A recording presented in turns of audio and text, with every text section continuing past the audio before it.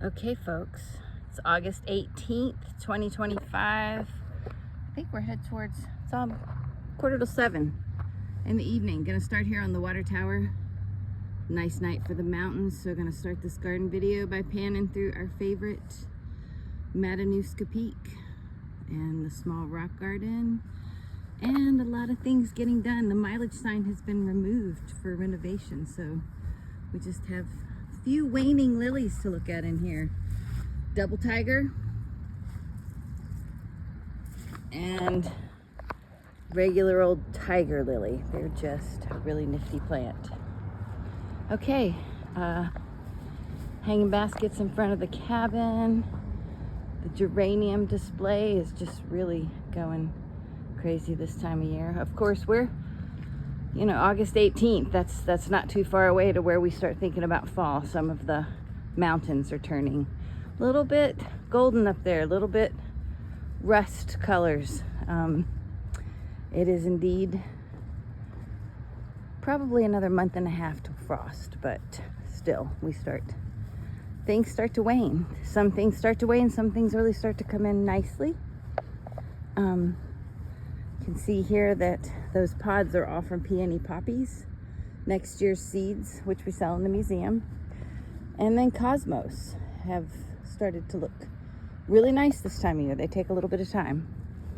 The colorful yarrows are just a tapestry of nice colors, not just the plain white that's the wildflower. We add some colors to that.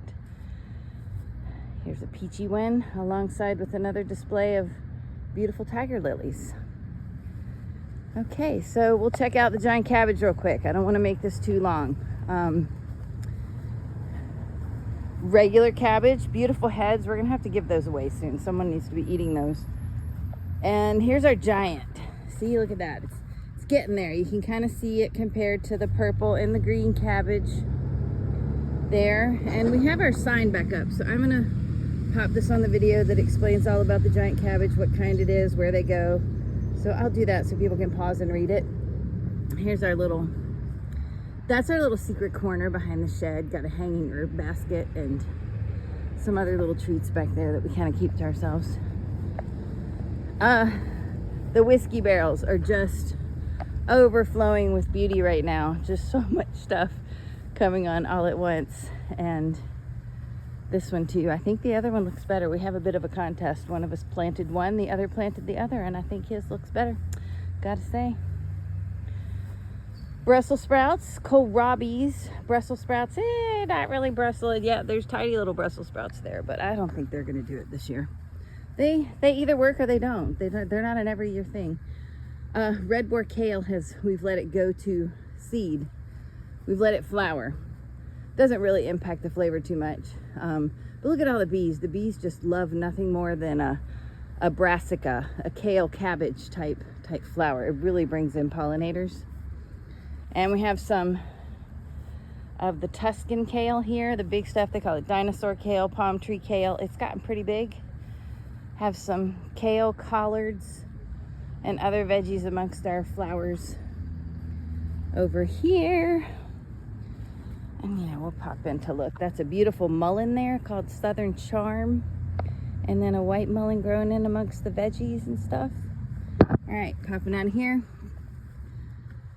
Headed through the arbor, the sweet peas, the one Clematis fusca's up and over. The sweet peas are just going very happy this time of year. They are just coming on so good. Grabbing onto each other successfully and making a nice display. I just wish we had smell-o-vision, as people always say.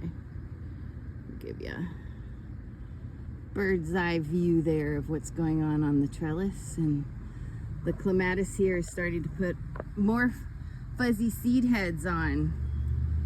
So we sell those in the visitor center too. This is a Gentiana asclepiadea. Great Latin name there. It's called a willow gentian, and it's a really pretty purple flower there. It's worth a close-up. We wait all season for that one. And look at this red leaf rose, the hips. It is just so laden with rose hips that it's bending under their weight. The whole bush is just kind of bending over. It's had a good season. Okay, your familiar perennial beds looking a little different now. Not quite so much color, huh? That fern is huge and wonderful. Of course, we walk by our giant peony that's been done for a while, and a lot of stuff's been cut down back in here. It's done and cut down for next season, but there are little things that pop in like this Gentiana septemphida. Look at that. It's called a crested gentian, and it's a ground dwelling thing, just falls out flat and grows in a mat. And it is a color that you don't often find in flowers. People are always seeking that blue that's hard to find in nature, and that's a pretty nice unique color. Couple of monkswoods kind of making a show back there, but for the most part we are headed towards fall. This here giant black night canna is thinking about blooming. The one with the interesting foliage in the front, Pretoria, that one I don't think is going to bloom, but it made a nice companion. It had the nice colorful leaves, and those dusty rose debonair, dusty rose petunias are nice surround for all that. Okay, headed into the rings of dahlias.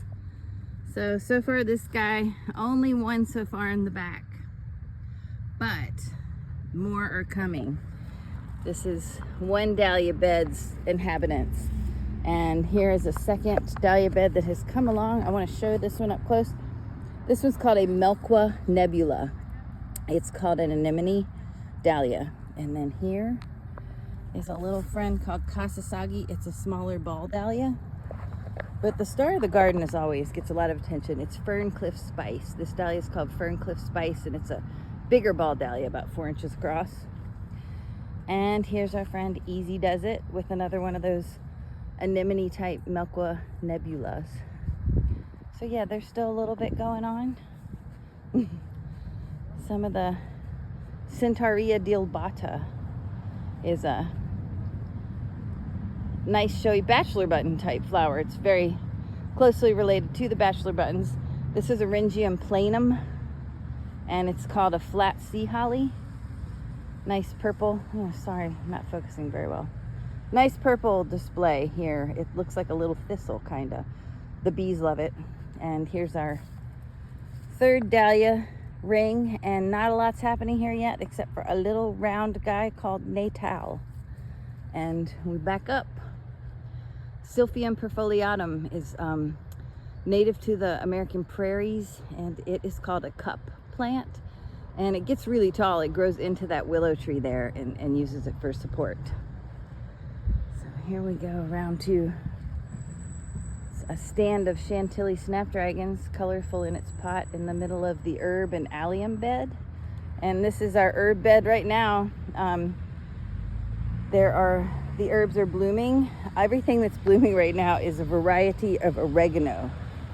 3 different varieties of oregano. And I tell you, the bees, look at the bees on here. The bees are just, I can't even see all of them. You see a few. They flock to these. They love the flowers of these herbs. So there we go. And that little apricot sprite is called. It's a small mint called apricot sprite. Okay, the alliums are blooming. Alliums, those purple puffs. Here's a pot of potatoes that's ready for harvest. We're doing our potatoes in the pot this year because, let me pay it, that is the potato bed. It's full of buckwheat.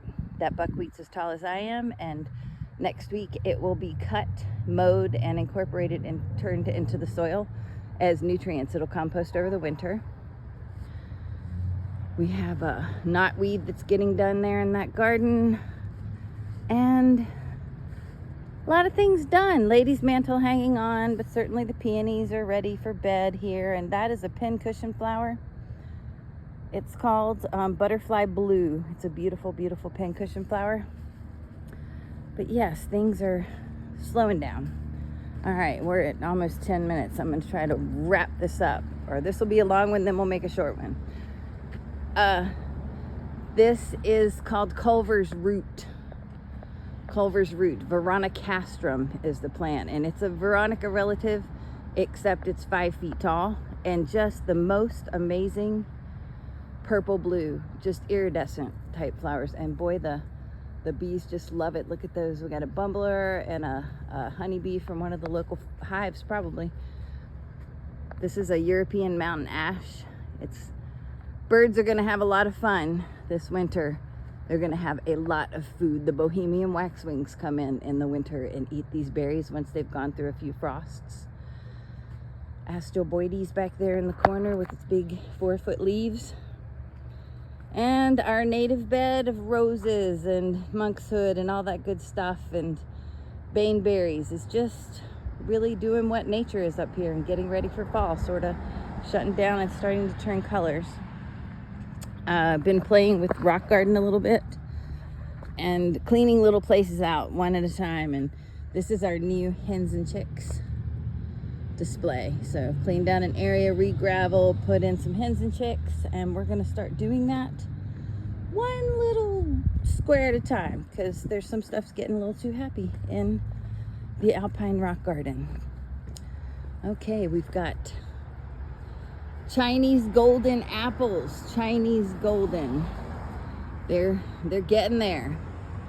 They are getting there. There's a lot of them up there this year. And we move over to Rescue, our little red crab apple called Rescue. Those aren't red yet, but it is laden. So many. And while they're small, they're great for applesauce, cider, apple butter. Just wonderful for different sorts of applications. And you can snack. It's just a lot of work to eat around the little core, but outdoor tomatoes, just so many. Look at that. Just so many. Some are ready to actually come off there and come inside and start to ripen. We have our ornamental cabbage, and then dahlias starting to go here. Cabbage dahlias, sunflowers, giant dill. My finger, that's not very professional. And there's our pot of Waitami and mammoth dill back there. And it's surrounded by different kinds of mint, which we've been harvesting, and we're gonna dry and make tea bags, fill tea bags, our own. Tomatoes, and the tomatillos. Okay, have some artichokes, maybe this little guy is starting to put up his artichoke. I'm just hoping there's potential. So I think that given another month, we will have artichokes up here in the bed. Meanwhile, mulleins, cleomes, ornamental cabbages that are in full bloom. And our giant friend, Mr. Mullein. We'll go ahead and look at our wispy friend, Queen of the Prairie back there. Philipendula Queen of the Prairie is getting done, but put on a nice show in the last few weeks. Okay, cleome, and artichokes. Same old. Look at all the bees. I'm telling you, it's so nice to let some of your kale bloom if you can, because it just makes happy pollinators. This annual bed, our poor man's orchid here, Schizanthus. We've got this cherry bronze snapdragons, Madam Butterfly, and Godetia is intertwined with Love Lies Bleeding Amaranth, surrounded by the different colors of petunias. And this is a zinnia called Benari's Giant Wine. It's a nice one. But yeah, some of the stuff in here, getting done. Okay, we'll go through this bed and just yarrow, alfalfa, yellow alfalfa. Bees are happy in there. More different colors of yarrow, monkshood. Our ornamental grasses look great this time of year. They're so much fun, except for the rain when they kind of laid down. But oh, they're just beautiful, and so much texture. Adds so much texture. We've got Veronica monkshood's different colors of yarrow all mixed together there. And trying to think where to go next. A variety of things in these beds, so we'll just cruise through. We'll look at pretty pictures. And that is borage. Here, people have probably heard of the herb borage. It's got a most unique, beautiful blue flower. And one of those blues you don't find in nature very much. Have our friends evening sunflowers. Look at them go. Just cute as can be. And the crew of volunteer mullins for the year. They stay where they come, and we just enjoy them because they just show up where they want. Second planting of lettuce happened last week. It's looking pretty good. I think we'll be able to get a harvest. We have enough time. This annual bed is putting on a really nice show too. Got, of course, the theme this year was this mammoth dill with this white Ami major in between. It just looks like it's hovering in midair. It's so beautiful and delicate. And there we are. Okay. So this is our shade bed with Godesha, the giant begonias. Look how big some of these have gotten. These are the begonias that I've had for, most of them over 10 years. They go live in the crawl space in the fall. But you got the giant border of white Ami, some Godesha, more big begonias. Those are about 6-7 inches across there. And we'll just give this one a once over. There we are. Got some new chairs. It's our happy little shady seating area back here. And a lot of there's some gooseberries going. Most of the currants are getting done. The red currants, black currants, they are either harvested or certainly need to be. We have cherries coming on. Some just failed. I don't know if it was because it was so dry this summer, but it's going to be a decent enough harvest. And we'll go through our shade bed here. And yeah, kales, both edible and flowering and ornamental, and Salpiglossis clarkia, begonia corner again. And yes, look, the Salpiglossis is about ready to get some rain, and they don't like that. So let's get a nice shot of the painted tongues before the rain comes and melts them. And yeah, here's a little cabbages and alyssum, and here is Rudbeckia, sunflowers, a host of things, kind of like one of those beds where we had to put things, we call them orphan beds. We end up with extras at the end of this planting, and there's nowhere for them to go. That's an orphan bed, and this one's an orphan bed, 2 orphan boxes, and they're just so lovely and happy. So we won't call them orphans, we'll call them planned. That's a Cerinthe, a honeywort. Okay, so the last thing to peek in on is the greenhouse. Some herbs drying, these are coming on every day, the gold nugget tomatoes. It's just hard to see what's going on in here, but we have tomatillos, tomatoes. Some of the big tomatoes are back there. You can kind of see some skeins back there. Some of the big ones are up in there ripening. We're doing Romas and black crims.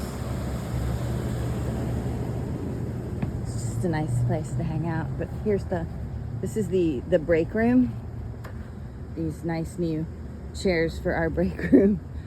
All right. Veronica spicata, pink candles, rescued and from a bed. It was weedy, overgrown. We rescued it, broke it up, and made like 7 really nice pots. This is the save for next year, save for friends, save just things just hang out here sometimes. Hopefully not for too long. That's it. It's 20 minutes, so I'll do a shorter one. All right, everybody have a good night.